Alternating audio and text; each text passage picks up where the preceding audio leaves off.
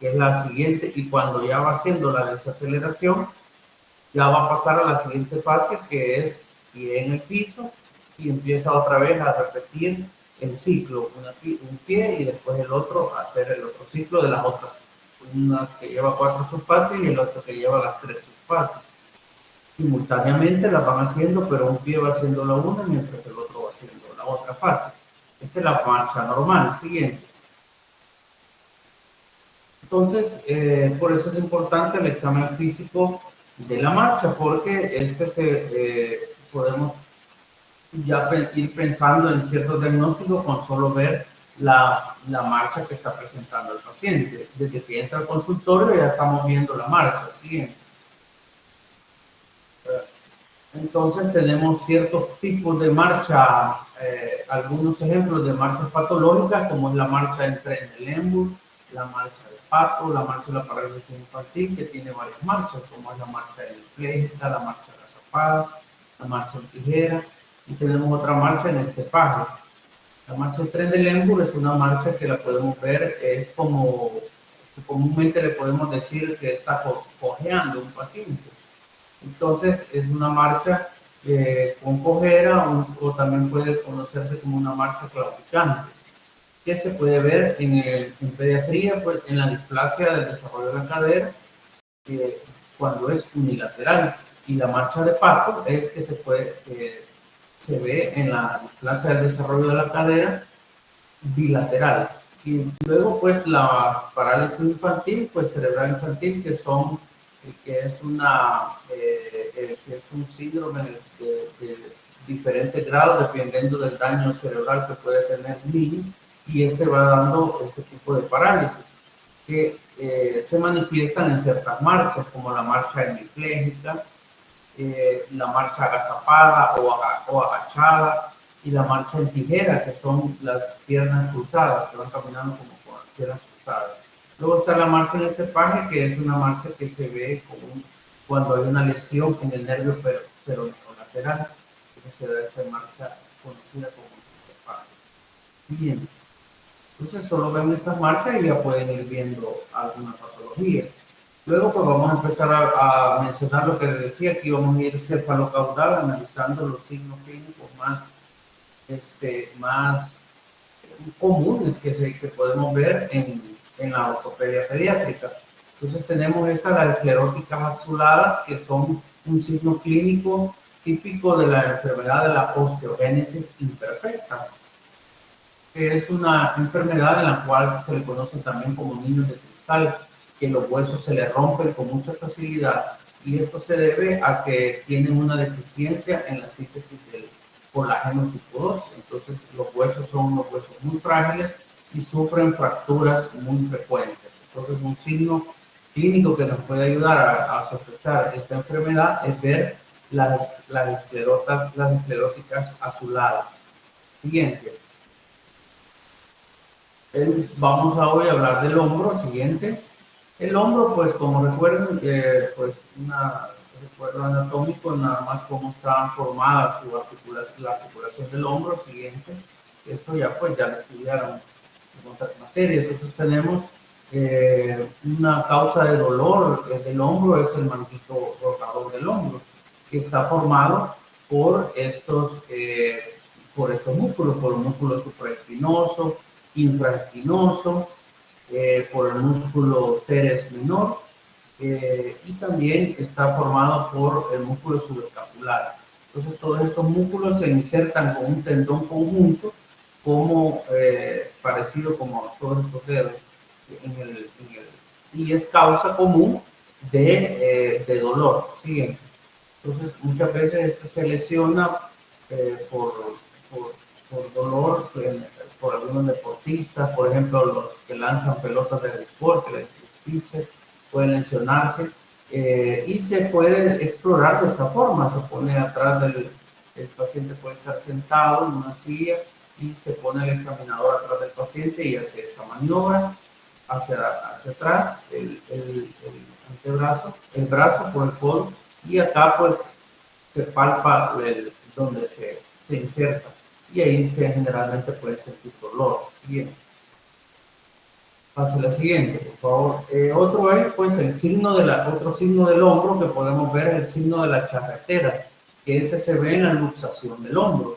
Entonces, en la luxación del hombro, pues, lo que vamos a ver es que se pierde el contorno normal. Esta es la normal, el contorno normal que le da el músculo deltoides. Entonces, acá, cuando hay una luxación de hombro, se pierde. Entonces, aquí está una radiografía en la cual el hombro está luxado y entonces se da este signo que ustedes comparan un hombro con el otro y pueden observar que se ha perdido ese contorno, y eso se conoce como el signo de la charretera. Siguiente. Aquí está el signo de la charretera esquematizado. Charretera es esto, es esta cosa que usan, que lo usaban, no sé si lo usan los militares, pero ese nombre se debe a esta indumentaria que está acá, que le llaman charretera. Entonces ese es el signo de la charretera, no se lo olvide que es un signo. Con solo ver ese signo ustedes ya piensan en una luxación del hombro. Siguiente. El hombro, pues hay que examinarlo también y podemos ver los rangos. Lo que tenemos que ver de todas las articulaciones son los rangos de movimiento. Entonces, en los rangos de movimiento podemos ver estos test activos y pasivos. Activos se refiere a que el paciente mueve voluntariamente o activamente su miembro, y pasivos es que el examinador se los está moviendo. Si los activos son normales, ya no es necesario estar haciendo los test activos. Tenemos, por ejemplo, el test de Upper Stretch, en el cual se examina la abducción y la rotación externa del hombro, que se elucida haciendo que el paciente toque el ángulo superior de la escápula, contralateral. Siguiente. Ahí vamos a ver el esquema, cómo el paciente se va a tocar acá el ángulo superior de la escápula contralateral. Siguiente. El siguiente, vamos a la rotación interna en la abducción, que el paciente se toque el ángulo inferior de la escápula contralateral. Y de vemos, aquí estamos explorando los movimientos del hombro, que sean normales.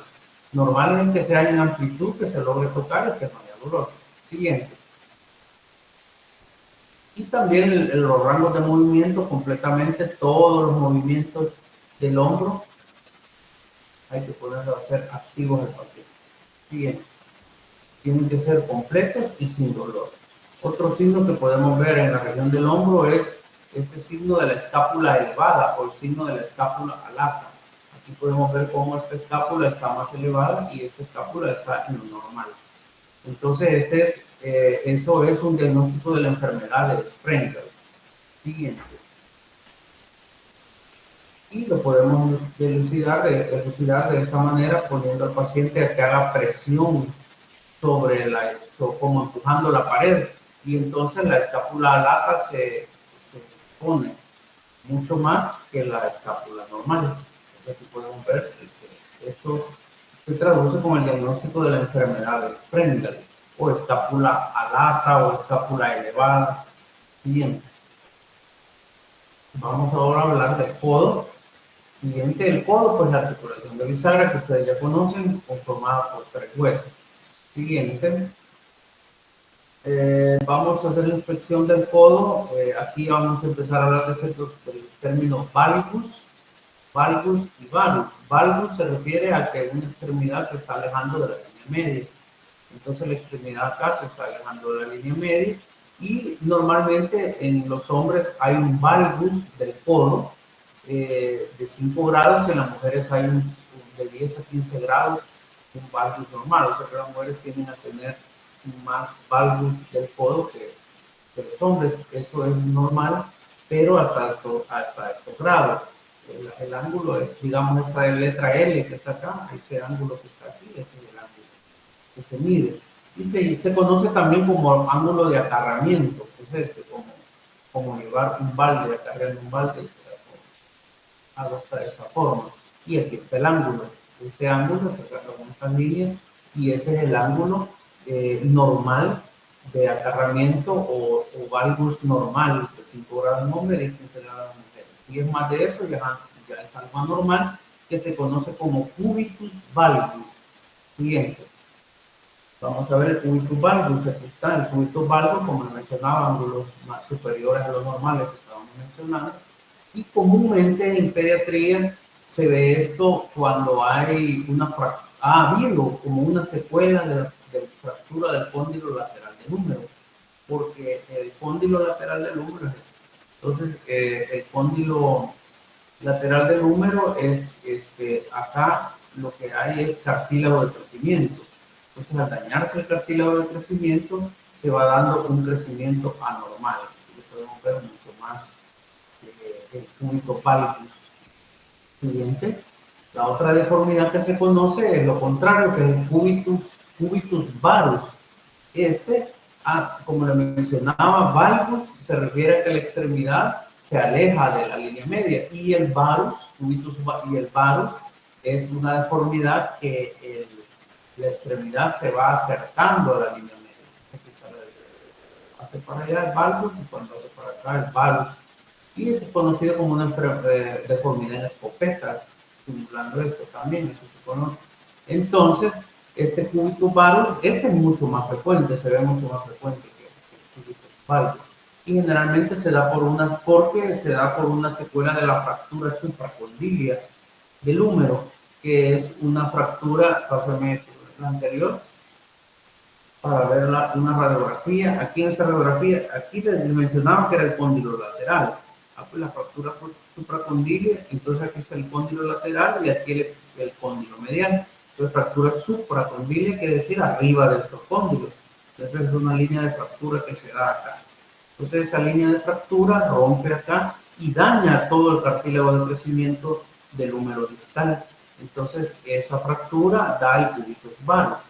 Bien, el cubitus varus o deformidad en escopeta, que es mucho más común que la otra. Siguiente. Aquí está un ejemplo clínico del cubitus varus. Cubitus varus, secuela de una fractura supracondilia. Siguiente. Y los rangos de movimiento que tenemos que ver siempre, ¿verdad? La flexión del codo, que debe ser de 135 grados, y la extensión, que va de 0 a 5 grados. Lo normal. Siguiente. También en la articulación del codo tiene que ver la supinación y la pronación, que deben de ser ambas con un rango de 90 grados. Y eso se puede medir poniendo un lápiz al paciente y haciéndole que haga la pronación y la supinación, y ambas deben de ser un rango de, partiendo de acá, 90 grados. Así como está este esquema. Siguiente. Otra entidad clínica que se ve muy frecuente en pediatría es la subluxación de la cabeza del radio, conocido como codo de niñera, que es cuando una persona ala el antebrazo del bebé acá, y entonces al hacer eso se da una subluxación de la cabeza del radio, como este es el radio y aquí está la cabeza del radio. Entonces, está haciendo esa articulación de codo, recuerden. Entonces, se da una subluxación, no es una luxación completa, sino que es una subluxación. Pero esto causa mucho dolor y es muy frecuente que le den la historia de que el niño fue alado del brazo. Y después de esto, el niño está llorando y no quiere mover el brazo. Y eso es la típica historia de una codo de niñera, entre comillas, o subluxación de la cabeza del brazo. Siguiente. Hablar ahora, vamos a pasar a la muñeca y la mano, siempre guiando el cefalocaudal y viendo, estas son las estructuras óseas, un esquema siguiente, solo para recordar que usted ya lo conoce. Entonces, siempre hay que ver la inspección de la mano, que el paciente debe usarla espontáneamente, cuando el paciente llega cargando su mano sobre el pecho, y con historia que se ha caído, ya podemos ir sospechando que tener una fractura a ese nivel. Siempre se cuentan los dedos también, porque cuando hace falta un dedo, no se percibe fácilmente. Siguiente. Podemos ver daños en un tendón flexor, por ejemplo, se le pide al paciente que flexione sus dedos y un dedo que se queda. Generalmente eso es por algún daño, generalmente por alguna herida que ha sufrido anteriormente y que no pasó desapercibida, el daño en el tendón flexor. Este dedo se queda, no flexiona y los demás sí. Siguiente. La sindactilia, que esa la podemos ver tanto en las manos como en el pie. Una vez vamos a ver la sindactilia. La sindactilia es una deformidad muy común, que se, una formación congénita que se puede ver en pediatría. Aquí pueden ver los que están unidos. Esta es una sindactilia de la mano y esta es una sindactilia del pie. Siguiente. Las sindactilias pueden ser simples o complejas. Eso depende de si están fusionados. Por ejemplo, aquí hay una sindactilia y en la radiografía se ve que los huesos no están fusionados. Cuando las sindactilias solo se debe a unión de tejidos blandos, que no hay tejido óseo fusionado, entonces una sindactilia simple. Pero cuando están fusionados los tejidos óseos, pasa la siguiente, entonces se conoce como una sindactilia compleja. Pasa lo siguiente. Siguiente diapositiva para ver la sindactilia compleja. Aquí están fusionados. Y esta es la radiografía y este es la clínica, como se ve. Además de sindactilia, este paciente tiene otro diagnóstico que es macrodactilia. Entonces, esta es una macrosindactilia. Siguiente. Son los que vamos a ver en la mano. Otra deformidad muy frecuente de la mano y del pie también son las polidactilias, o sea, más dedos. Por eso hay que contarlos. Es decir, 1, 2, 3, 4, 5, 6, 7 dedos en la mano. Y este es el pie. 1, 2, 3, 4, 5, 6, 7 dedos. Este es el mismo paciente. Este es el mismo paciente que tiene estos, tenía polidactilia en los pies y en las manos. Polidactilia, siguiente. Ahora vamos a pasar a la columna vertebral, o sea, a la espalda. Donde la deformidad más frecuente que vamos a encontrar es la escoliosis.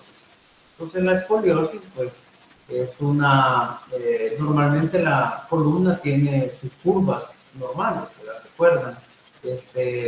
En su proyección lateral, pero al verla en la proyección AP no tiene curvaturas, es recta. Entonces la escoliosis se refiere a una deformidad en curvatura, ya sea para la derecha o la izquierda en la proyección AP. Y conlleva, y para el examen físico ya lo vamos a ver, este es el test de Adams, este dibujito que se ve acá. Aquí se ve como algunos signos clínicos de escoliosis, como estos pliegues acá, y un hombre más elevado que otro. Y al hacer el test de Adams, pedirle al paciente que se incline de esa forma, que se agache, como que se va a tocar los pies, pero sin tocar las rodillas, y entonces el examinador se coloca tangencial a la espalda del paciente y va a ver que un hemitórax posterior se sobrelleva sobre el otro, pues como una jiba o comúnmente como una joroba, pueden decirlo las personas, pero esto es una jiba que traduce una escoliosis. Siguiente.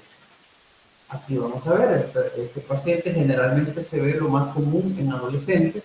Lo que vamos a ver es el pliegue acá más y la deformidad de los hombros y la deformidad ósea que se ve acá. Y al hacer el test de Adams, pues vemos esto. Test de Adams, test de Adams. Siguiente. Aquí está este paciente, escoliosis bien obvia, y acá la radiografía de este paciente. Entonces, esta es una proyección AP, debería de ser recta, ¿no? Entonces, aquí tienen estas curvaturas de la columna que clínicamente la podemos ver así. Cuando son muy severas, pero a veces son leves y no se nota mucho clínicamente, solo al hacer el test de Adams, ahí sí se mira. Siguiente. Mucho más, este sí se ve, muy severo. Escoliosis severa. Terrible deformidad. Siguiente. Luego, pues, tenemos, vamos a pasar ya a la cadera y la pelvis, ya vamos bajando, ya vamos por la mitad del cuerpo. Entonces, la cadera y la pelvis, vamos a ver el siguiente, para que recuerden cómo es la articulación y cuáles son las partes de la articulación. Siguiente.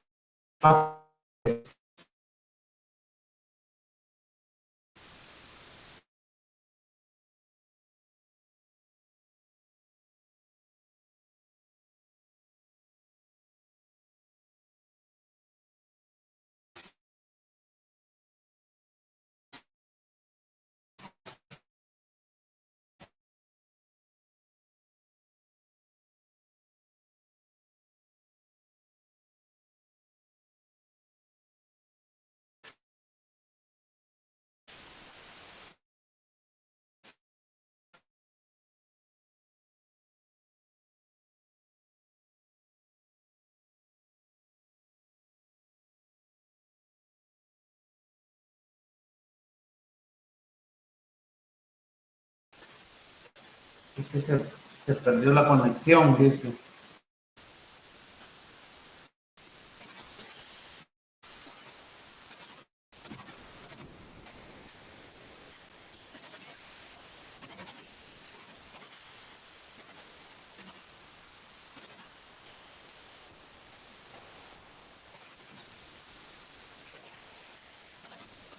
Ya, ¿me escuchan? Ya se restableció. Bueno, sí, sí, sí se perdió la conexión, me mencionaba. Bueno, el examen de la, bueno, vamos a ir, la inspección que vamos a ver, desde que el paciente entra al consultorio, otra vez vamos a, ya cuando examinamos la marcha al inicio, ya estamos examinando pelvis, entonces ya, ya se adelantó. Siempre vamos a ver las espinas ilíacas entre los superiores que estén a la misma altura, ya que por enfermedades pues, pueden estar a diferente altura, como en una escoliosis, por ejemplo, van a estar a diferente altura. Cuando hay una discrepancia de los miembros inferiores, o sea, un miembro inferior es más corto que otro, es una deformidad congénita, puede verse también las espinas diferentes. Y en las luxaciones de cadera o displasias del desarrollo de la cadera, como se conoce actualmente, el nombre lo ha cambiado, porque antes se le llamaba luxación congénita de la cadera y ahora es displasia del desarrollo de la cadera. Hay que observar siempre la región lumbar y los pliegues glúteos, como vamos a ir viendo más adelante. Siguiente, en una inspección de la cadera. Por ejemplo, en esta inspección de la cadera podemos ver una posición antálgica de un paciente en el cual tiene en esta posición antálgica la cadera flexionada y abducida, no la mueve, porque le duele. Eso es generalmente por una artritis séptica. Siguiente. Hay que ver los rangos de movimiento, cuando estamos examinando los rangos de movimiento siempre de las articulaciones, les mencionaba los rangos de movimiento de la cadera, la abducción de la cadera, 45 a 50 grados, siguiente, paso a la siguiente, la abducción de la cadera, 20 a 30 grados, lo podemos examinar de esta forma, siguiente. Esto es porque tenemos que ver también la anteversión del cuello femoral. El cuello femoral tiene una anteversión normal, que es su anteversión del cuello femoral es esta, estamos viendo el paciente. Esta es la cabeza femoral, este es el acetábulo. Entonces la cabeza femoral tiene una tendencia a estar como hacia adelante, o sea, una anteversión del cuello femoral. Y esto, cuando hay una anteversión del cuello femoral normal, los pies están de una manera normal, su eje pasa aquí. Entonces el paciente pone el pie de esta forma. Y cuando tiene un aumento de esta anteversión del cuello femoral, el pie tiende a rotarse hacia adentro. O sea, pero en realidad lo que se ha rotado es la cadera, desde la cadera, y se traduce poniendo el pie en esta posición, como lo podemos ver aquí. Ponen los pies hacia adentro, que es estos niños caminan con los pies hacia adentro, así, y se le conoce como una marcha en progresión interna, otro tipo patológico de marcha en progresión interna. Entonces esto se debe por un aumento de la anteversión del cuello femoral, que generalmente se da por los niños que se andan sentando en W de esta forma. Entonces, cuando los niños se sientan en W, provocan que se le deforme la cadera, aumentando la anteversión del cuello femoral, y luego ya están caminando. Entonces hay que evitar que los niños se anden sentando de esta forma. Siguiente. Podemos valorar la anteversión del cuello femoral de esta forma, que es un ángulo muslo-pierna, en el cual se traza una línea acá y la otra línea acá. Y entonces ahí se saca un ángulo que normalmente debe ser de 60 grados. Si es más de 60 grados, entonces es un aumento de la anteversión del cuello femoral, y es por esa la razón que el niño está caminando con los pies hacia adentro. Siguiente. Aquí vamos a ver en este esquema la línea que le mencionaba. Trazan aquí, trazan acá, miden este ángulo y ahí se puede hacer el plano. Siguiente. Este es un aumento de la anteversión del cuello femoral. El otro niño llegaba hasta por aquí en la otra foto, o sea, 60 grados. Este acá tiene 85 grados. Siguiente. Posición en W, siguiente, que no se debe evitarse. Entonces aquí están, pero la marcha progresión interna es normal. Entonces, hasta cierta edad. Entonces, están viendo acá esta línea, como este niño de 1 año pone los pies hacia adentro. Eso es normal. Entonces, que la marcha progresión interna es normal hasta los 2 años de edad. De los 2 años en adelante de edad ya no debe de estar caminando con los pies hacia adentro, y el niño tiene que ir poniendo los pies rectos. Ya un niño de 8 años, ya más o menos, porque esto va paulatinamente, no son unos cambios exactamente bruscos que el niño camina así, sino que en el correr de los años se va viendo que el niño vamos viendo su evolución y cómo va poniendo su huella y caminando. Entonces esta es una marcha ya de un niño que pone los pies rectos. Ya un adolescente de 14 años ya los pone en adelante, ya los pone hacia afuera, que eso es lo normal. Esto es lo normal ya de la vida adulta, adolescente adulto. Pero un niño escolar camina así, un niño menor de 2 años, aunque este ejemplo es de 1 año, pero es menor de 2 años, camina así, con los pies así. Bien. Eso es por el esquema aquel que les mostré de la anteversión del cuello femoral, que es normal, pero hasta cierto punto, como les mencionaba a diapositivas anteriores. Siguiente.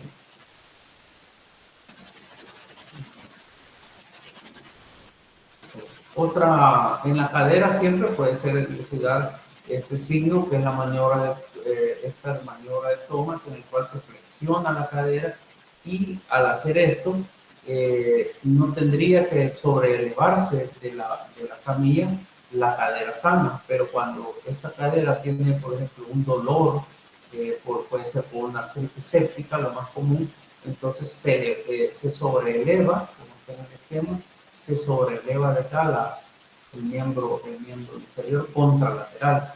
Quiere decir que esto lo hace para quitar el dolor que le está causando la cadera. Entonces, esta cadera, la contralateral, que es la que nos está moviendo, es la que está enferma. Siguiente. La displasia del desarrollo de la cadera, que ya se lo estaba mencionando anteriormente, que es algo muy frecuente que vemos en pediatría, ortopedia pediátrica. Entonces que se trata de que el acetábulo no puede contener adecuadamente la cabeza femoral, y entonces esto puede conllevar a que se luxe la cadera. Por eso es que antes se le conocía como luxación congénita de la cadera. Siguiente. Esto estamos hablando de recién nacidos. En los recién nacidos, pues tenemos entonces la maniobra de Ortolani, en la cual la cadera está luxada, y al hacer esta maniobra de Ortolani, en la cual se flexiona y se separa el muslo, se eleva la cabeza femoral y se desliza, acá como esta flechita, hacia adentro. O sea, al hacer esta maniobra, que es una flexión, una abducción de la cadera, y empujando a través, con otro dedo, a través del trocánter, en el trocánter mayor, empujando, la cadera entra y se reduce, y se percibe un chasquido o un clic. Se siente que la cabeza entra. Esa es la maniobra de Ortolani. La otra maniobra, siguiente diapositiva, es la maniobra de Barlow, que se hace como una maniobra hermana, digamos, que es lo contrario. Se hace una abducción de la cadera y con esto la cadera se luxa la cadera. Entonces se percibe acá el chasquido o clic de salida de la cadera. Entonces siempre en recién nacido se habla de maniobra de Ortolani-Barlow positiva, maniobra de Ortolani-Barlow negativa, que indican una luxación congénita de la cadera. Siguiente. Otras maniobras que se pueden ver en la luxación congénita de la cadera es el signo de Galeazzi, en el cual se pone en el paciente que se ve que tiene la altura de las rodillas diferente al colocarla en esta posición. Entonces, esta que es la más baja es la anormal, esta es la cadera que está luxada. Siguiente. Otro es la abducción limitada. Entonces, aquí hay una abducción de toda la cadera completa y esta cadera no pasa de aquí, no la pueden poner en esta posición, o sea, no se puede abducir. Entonces, esta es una abducción de la cadera limitada, es otro signo clínico de la displasia del desarrollo de la cadera. Siguiente. El otro son los pliegues cutáneos. Entonces, tenemos acá los pliegues cutáneos que son en los músculos. Sin embargo, estos pliegues se mencionaba antes que pudieran servir para diagnóstico, pero actualmente se le llaman incluso pliegues mentirosos, entre comillas, porque no son muy fidedignos. A veces los niños los tienen estos pliegues asimétricos, o sea, lo que hay que ver es la simetría. El que tiene pliegue acá tendría que tener otro pliegue acá y tienen que ser simétricos. Pero estos del músculo no son muy significativos, son más creíbles el pliegue glúteo, ese es el que hay que ver. El pliegue glúteo tiene que ser simétrico, y aquí está asimétrico, pueden ver este pliegue más elevado. Esta es la cadera enferma, la que está luxada, la que tiene el pliegue elevado. Siguiente. Aquí tenemos un ejemplo, una cadera luxada es esta, la que tiene el pliegue más elevado, este pliegue abajo. Y los pliegues de un recién normal están así. Siguiente. La abducción limitada, esta es una abducción completa y también podemos ver los pliegues vulvares que son simétricos de este recién nacido. Aquí podemos ver una abducción limitada, que es esta, y podemos ver el pliegue vulvar asimétrico. Este está más arriba, sobre elevado, ¿se fijan? Y entonces, esta es la cadera luxada. Siguiente.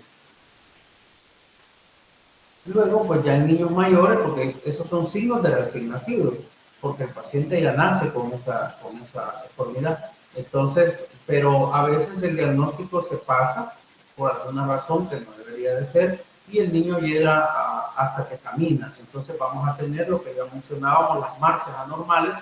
Tenemos la marcha ojera o marcha de Trendelenburg, la marcha cuando es unilateral la displasia. Y cuando la displasia es bilateral se da la marcha de Pato. También cuando es bilateral se da un aumento de la lordosis lumbar, la marcha de puntillas y las piernas de longitud desigual, lo que estábamos mencionando. Eso es cuando es unilateral también. Siguiente. Entonces aquí tenemos, creo que no sé, había una marcha. Sí, no sale. No sé si tal vez después lo puedan ver. Aquí hay un paciente caminando con displasia de cadera. Siguiente. Tal vez lo pueden ver cuando estén tal vez en su computadora. Tenemos la lordosis excesiva. ¿Se acuerdan de las curvas en lateral de la lordosis? Hay unas curvas de la columna, ¿verdad? La psicosis y la lordosis, todas las normales, ¿verdad? Entonces acá, que es una lumbar, hay una lordosis normal, pero esta es una lordosis excesiva, porque las dos caderas están luxadas. Siguiente. Esto es un ejemplo de un paciente clínico de como real, que tiene una lordosis hiperlordosis, o una lordosis excesiva con una luxación bilateral de las caderas. Y esta niña tenía también una marcha de Pato. Entonces, muchos pueden pensar que la deformidad está en la columna, pero no, la deformidad proviene de las caderas, en este caso. Siguiente. Vamos ahora a pasar a la rodilla. Ya vamos llegando al final. La rodilla, pues tenemos que, otra vez vamos a hablar de los términos de valgus y de valgus. Entonces, recuerdan, valgus es que la extremidad se va alejando de la línea media. Y valgus como este, que la extremidad se va acercando a la línea. Entonces, tenemos genu valgus. Este genu quiere decir rodilla. Genu valgus, genu valgus.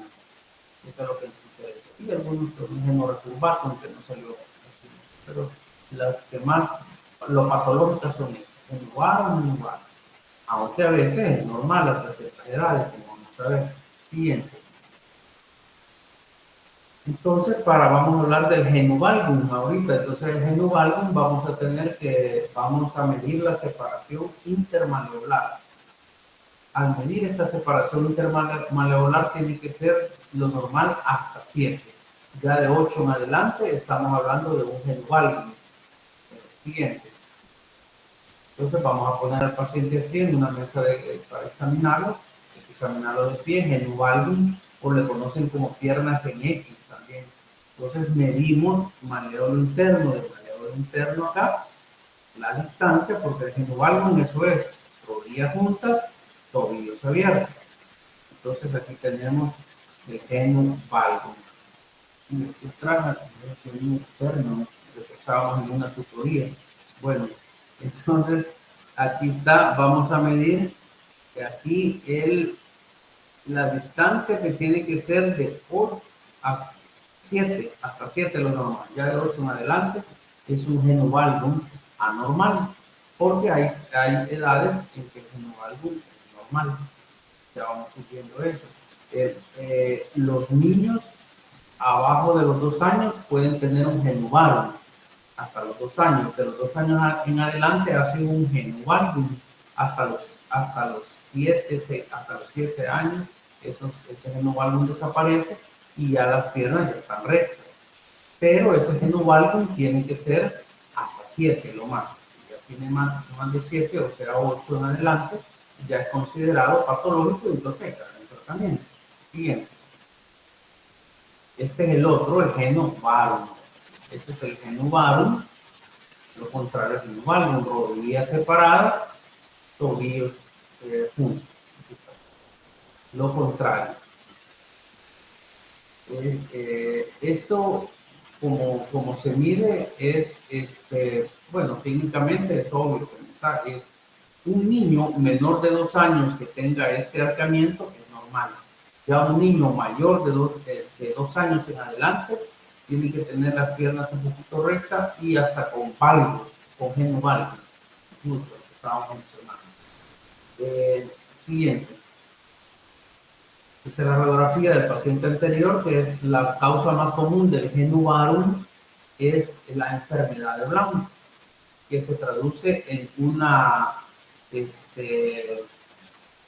radiografía, este signo radiológico que se conoce como pico de pájaro, en la metástasis proximal de la tibia. Siguiente. Aquí está. Esto es lo que ya le estaba mencionando, que no todos esos son patológicos. Por ejemplo, este es un genu valgum fisiológico, un niño de 2 o 3 años. Y aquí tenemos un varo, pues pueden ver este bebé de 1 año de edad, más o menos, que tiene un varo, pero es normal porque es menor de 2 años. Siguiente. Entonces hay una curva donde podemos medirle los ángulos, pasa el anterior. Lo que se hace es medir, pero ¿qué nos ayuda? Como pediatría, todos nos ayudan mucho las curvas. Lo que se hace es medir este ángulo de acá, una línea y otra línea acá. Aquí hay un ángulo. Ese ángulo, y aquí podemos medir igual ese ángulo. De acá, acá, nos va a dar otro valor. Esos valores de esos ángulos los podemos bloquear en la curva siguiente. En esa curva, aquí se bloquean, si le queda esos grados fuera de la curva, este es el promedio, y acá tenemos el promedio y cómo va aquí abajo está el valor y arriba el valor. Sirve para las dos, la misma curva. Entonces ahí Ahí se puede plotear un punto. Si sale fuera de la curva, entonces es patológico. Si queda dentro de la curva, el punto es normal. Eso nos ayuda mucho, además del valor que les estaba mencionando ya anteriormente, el value, de medir la distancia intermandibular. Siguiente. Otra patología que se ve comúnmente en las rodillas, en ortopedia pediátrica, es el síndrome de Osgood Schlatter. Este es un adoloramiento de la tuberosidad tibial anterior. Duele. Es su causa muy común de consulta, este dolor, y es bien sencillo que se da porque esto se da más que todo en los adolescentes que juegan deportes como fútbol, básquetbol o voleibol y que no hacen adecuados ejercicios de calentamiento y estiramiento, y la tuberosidad tibial anterior les duele mucho. Siguiente. Para examinar también la rodilla, si hay dolor, por ejemplo, un paciente que se ve un trauma de rodilla, y podemos ver si hay algún ligamento dañado de la rodilla. Tenemos los test de ligamento colateral medial, entonces ponemos un estrés en valgus de la rodilla para ver si hay dolor en el ligamento colateral medial. Siguiente. Y lo contrario, el estrés en valgus para ver si hay un dolor en el ligamento colateral lateral. Siguiente. Significa que si hay dolor es que se lesionó en el trauma que tuvo. El signo de tironeo anterior, en el cual se habla acá, quiere decir que ha habido un torcimiento o un 15 del ligamento cruzado anterior. Siguiente. El signo del tironeo posterior, lo contrario, que hay una torcedura o esguince del ligamento cruzado posterior. Esto es que solo han tenido un esguince, pero cuando estos han tenido una ruptura, ya no es signo de tironeo, sino que es signo de cajón. Se llama signo de cajón. Bien, cajón posterior y cajón anterior, ¿verdad? Positivo, depende del ligamento cruzado de la rodilla que ha sido afectado. Luego, pues ya vamos a la última parte de la charla, que es el pie. Siguiente. El pie, pues lo que vamos a ver mucho en ortopedia pediátrica es el arco longitudinal del pie, que es este. Muchas veces este arco está aumentado y se conoce como pie cabo, o no está el arco y se conoce como pie plano. Siguiente. Entonces el pie cabo es lo contrario al pie plano, ¿verdad? Demasiado arco longitudinal. Pie cabo. Entonces esto es causa común de consulta muchas veces, pero el más común es el plano, pero este se ve también. Siguiente. Y son causa de dolor, entonces casi que los síntomas son dolor. Siguiente. Ahí está un pie cabo, como se ve el paciente, el pie cabo, tanto el pie cabo como el pie plano se examinan con el paciente de pie, con apoyo. Ahí es donde se ve. Siguiente. Y el otro es el pie plano, que es lo contrario al pie cabo. Tenemos pie plano en diferentes grados. Todos los niños menores de 2 años tienen el pie plano, entonces no podemos hablar de pie plano en un niño menor de 2 años, hasta después de los 2 años ya sí se puede hablar de pie plano. Bien. Para saber si un pie plano es flexible, hay pie plano flexible y rígido, entonces para saber si el pie plano es rígido o flexible podemos hacer esta maniobra, que es la prueba de elevación de Jack, o el test de Jack, que es una dorsiflexión que se le hace pasiva. Al hacer la dorsiflexión del halo, lo que vamos a obtener es que el arco, se forma el arco. Entonces eso es un pie plano flexible. Siguiente. El pie plano flexible significa que no necesita tratamiento quirúrgico, no como el pie plano rígido. Ese es tratamiento quirúrgico. Otra forma de saber si es un pie plano flexible es que el paciente aquí está con apoyo, está parado. Se le pide que se siente y que el pie le quede guindando sin apoyo. Entonces se forma el arco. Entonces al formarse, por eso les dije que el paciente se el pie plano, el cabo también se examina con el paciente con apoyo. Acá se le forma el arco al estar el pie elevado. Entonces, ese es un pie plano flexible. Siguiente. Pie plano flexible también se le puede pedir al paciente que se ponga en puntillas. Si se forma el arco, es un pie plano flexible.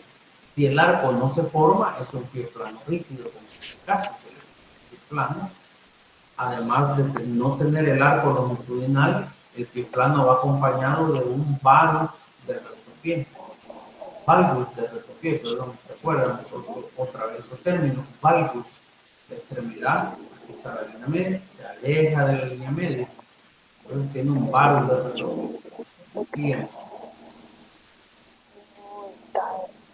Este es un pie plano rígido, en el cual el paciente eleva, a pesar de que no está con apoyo, no tiene arco. Entonces, el pie plano rígido, de hecho, aquí está en el quirófano. Ya lo vamos a esperar.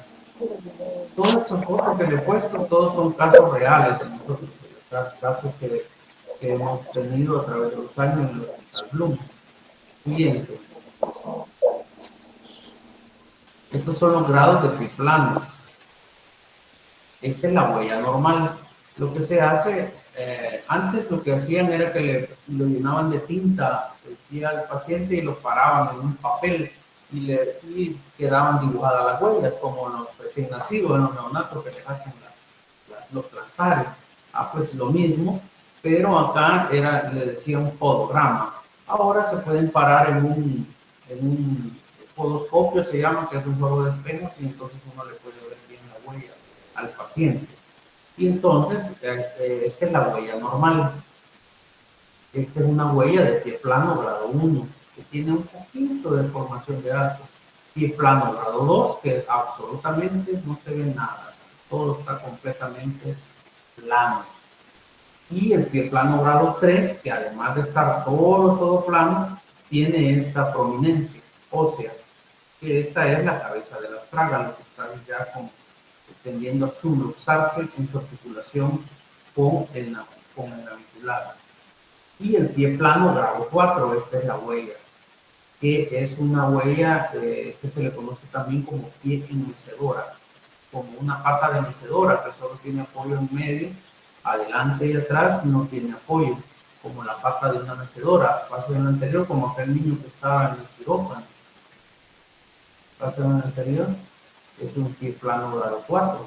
Este niño al pararse, esto queda en el aire y esto queda en el aire, solo apoya con esto.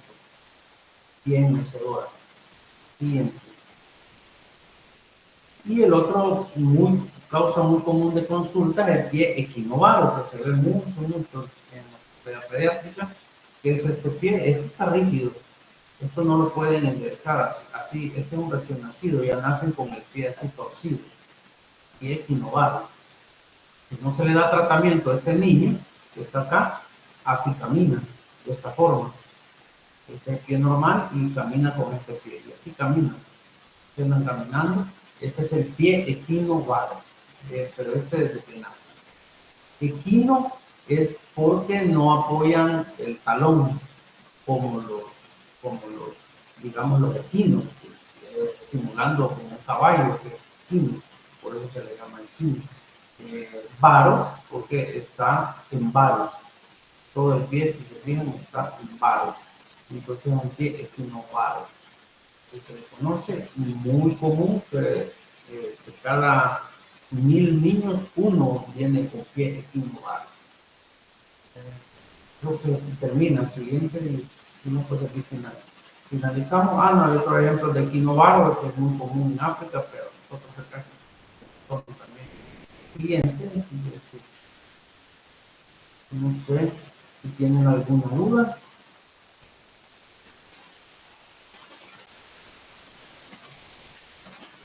Porque esto es toda la